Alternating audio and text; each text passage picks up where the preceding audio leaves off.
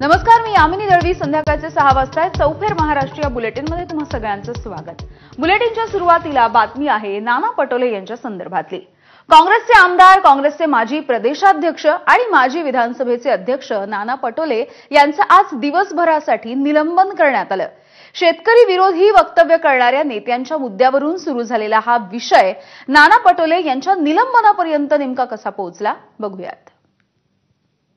शेतकरी विरोधी वक्तव्य करणारे भाजप नेते बबन लोणीकर आणि कृषी मंत्री माणिकराव कोकाटे यांच्या विरोधात नाना पटोलेंनी विधान भवनात थेट मुख्यमंत्र्यांना जाब विचारला.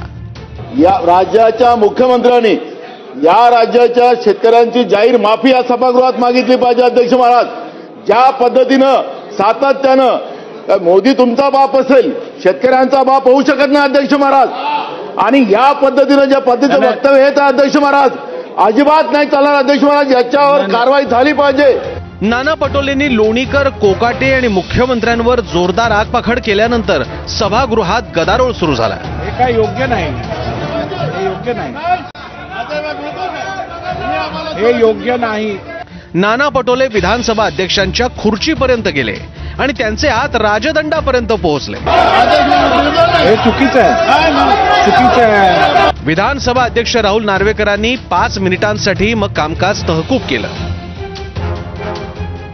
सभागृहाचं कामकाज सुरू होताच फडणवीसांनी नाना पटोलेंच्या कृतीवर जोरदार आक्षेप घेतला. एखाद्या विषयावर भावना व्यक्त करणं वेगळी गोष्ट आहे आणि थेट अध्यक्षांवर धावून जाणं हे अशोभनीय आहे.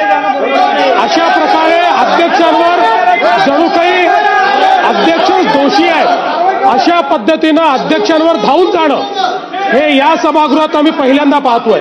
लोक वर गेले नाही तसं नाही आहे, पण ही पद्धत कुठली आहे की अध्यक्षांच्या अंगावर धावून जायचं? ही पद्धत योग्य नाही, अतिशय अयोग्य पद्धत आहे. यानंतर सभागृहातला गोंधळ वाढला. विधानसभा अध्यक्ष राहुल नार्वेकरांनी नाना पटोलेंना दिवसभरासाठी निलंबित करत असल्याची घोषणा केली. सभागृहाचं कामकाज नियमित चालण्यासाठी मी विधानसभेचा अध्यक्ष म्हणून माझ्या कारीत नानाभाऊ पटोले यांना दिवसभरासाठी सस्पेंड करत आहे. नाना पटोलेंच्या निलंबनानंतर विरोधकांनीही सभात्याग केला.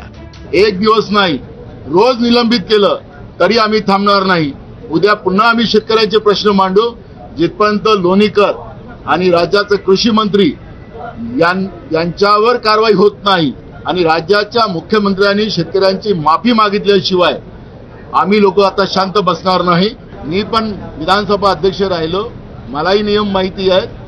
पण अध्यक्ष ज्यावेळेस जनतेच्या प्रश्नाकडे दुर्लक्ष करते, विरोधकांचा आवाज दाबतो, त्यावेळेस विरोधकांना ही भूमिका घ्यावं लागते.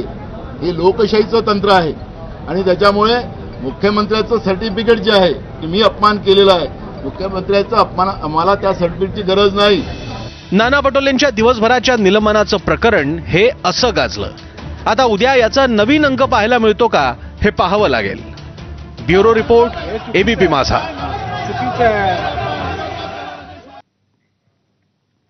तारीख ठरली आहे 5 जुलै.